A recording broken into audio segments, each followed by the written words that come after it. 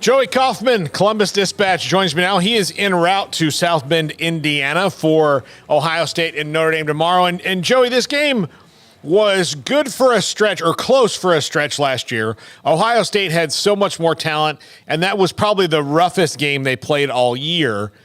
What is changed in your estimation, not just the quarterbacks between these two teams this year, that may make this thing go in a different fashion than it did a year ago?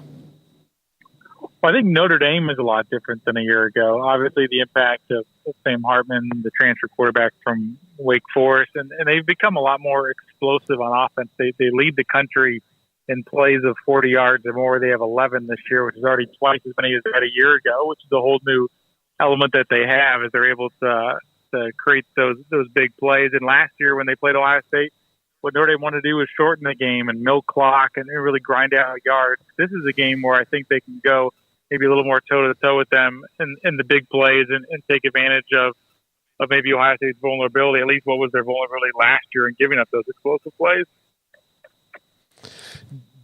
Do you think that the defensive front at Ohio State, which has been their Achilles heel, they have, especially, that's why they've lost to Michigan the last couple of years, because that matchup is just so off kilter as where it had been in the past. Notre Dame with Audric Estime is going to try to run right at them. Yeah, this is going to be, I think, an interesting test for that front. They have a lot of returning guys up front, JT Tuimoloau and Jack Sawyer, the defensive end, Mike Hall and Ty Hamilton, Tyleek Williams, and the inside. All those guys have been around for a while, and they're upperclassmen now.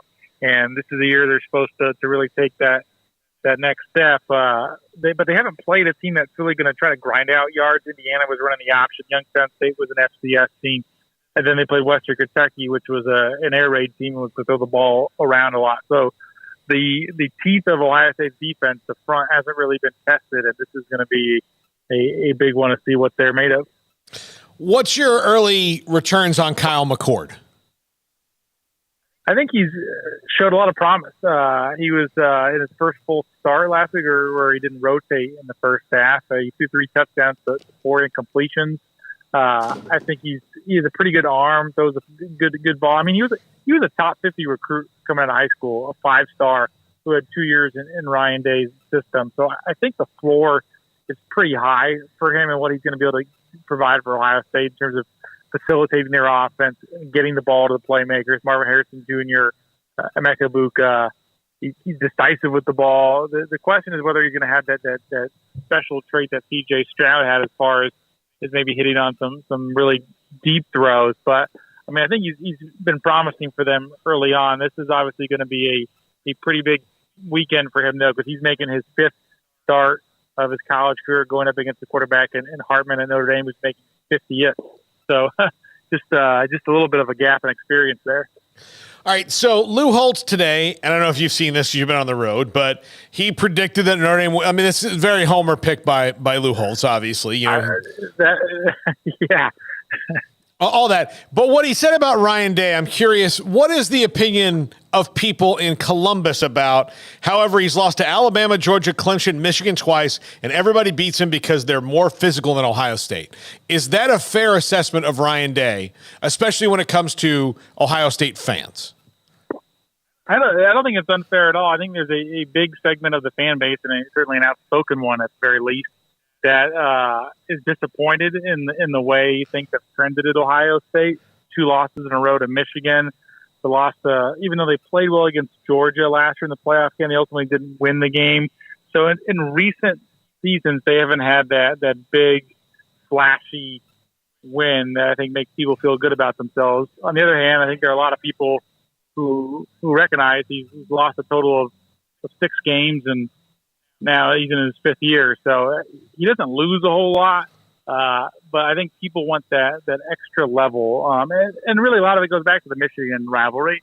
There's a generation of Ohio State fans that just become unaccustomed to watching them lose to Michigan. Urban Meyer was 7-0 in the rivalry. Jim Tressel only lost once to Michigan. And that, I think, has left people with sort of an unfamiliar feeling of what it's actually like to sort of have a little bit of a 10-year war, which you have to go back to the Woody and Bo days. Yeah, I know that he's under under fire to whatever extent that really is for a guy who's been as wildly successful in his tenure as he has there outside of those Michigan losses, really. And almost every other college in the country would hire him in a second if they let him go. Is there any kind of concern that if they did that they would be cutting out their nose to spite their face and instead of letting him find his sea legs, especially going into a time when we're about to have a 12-team playoff? I think they're as loud as the certain segment of the Ohio State fan base can be, and is maybe frustrated with Ryan Day as they can be. I think the thing that's probably in his favor is his boss, Gene Smith, likes him and has extended his contract a year ago. He got a pay bump for this year. So I think institutionally, Ohio State likes what he's done so far. And I think a big reason why is their floor is so high. They win 10, 11 games every year. And even if he does have a Michigan problem, and remember, he's still only 1-2 in the rivalry, and he'd be 2-2 if they had played the game in 2020. They're really only 1 or 2 games away here most years from winning the top prize in college football. And I think that ultimately is in his favor. And I think you can play the what-if game if you want.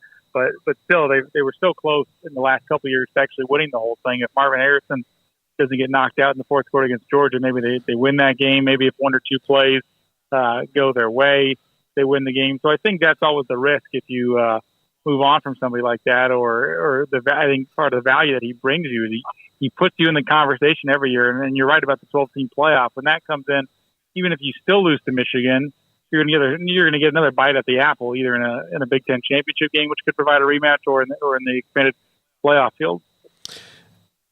Brian Hartline is, maybe number one assistant sought after in the country now, the way he's recruited, the way that he's put that. I'm sure I'm leaving somebody out in that, but he has talked about, especially in the Big Ten circles, very, very warmly, and he is doing some amazing things there, especially at the wide receivers he's getting to come and play for them. How long do they figure they can hold on to him, especially now that a job like Michigan State is open and has a 10-week lead on anybody else who may even try to hire him?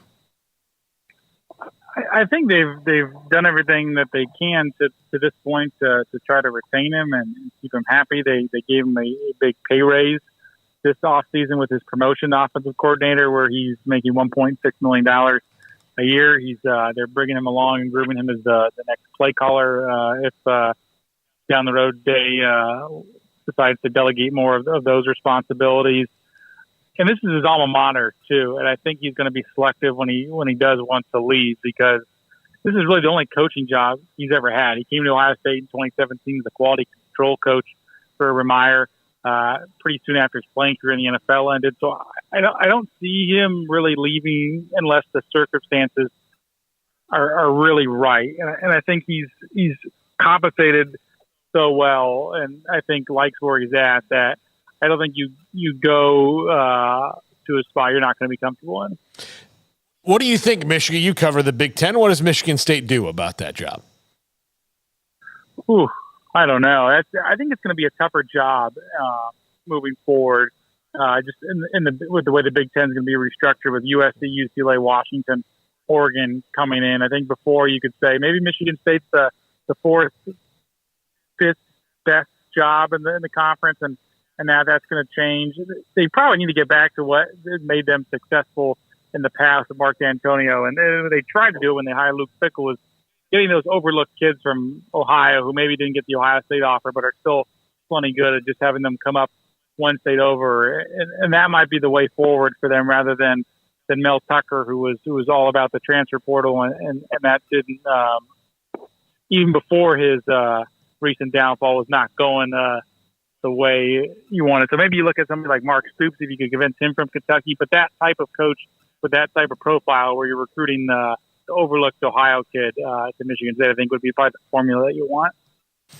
If Ohio State loses this game tomorrow, does that derail any of their goals in your mind?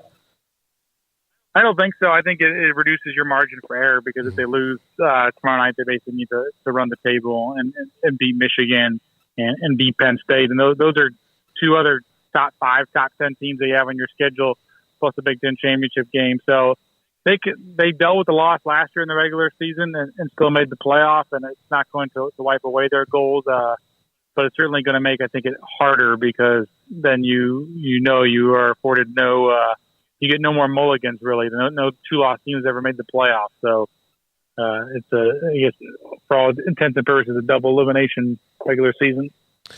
Okay, Joey, true or false? USC joined the Big Ten because they missed you covering them.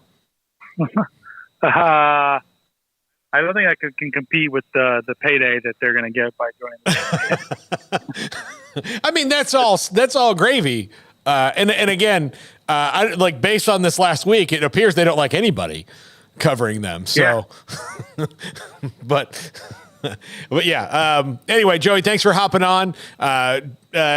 Columbus Dispatch, Joey Kaufman, one of the best in the biz. He's covered USC, covers Ohio State now. Have fun at the game. Travel safe, buddy. Hey, always good to talk to you. Yeah. Thanks for having me. Always love having Joey on. Yeah, used to cover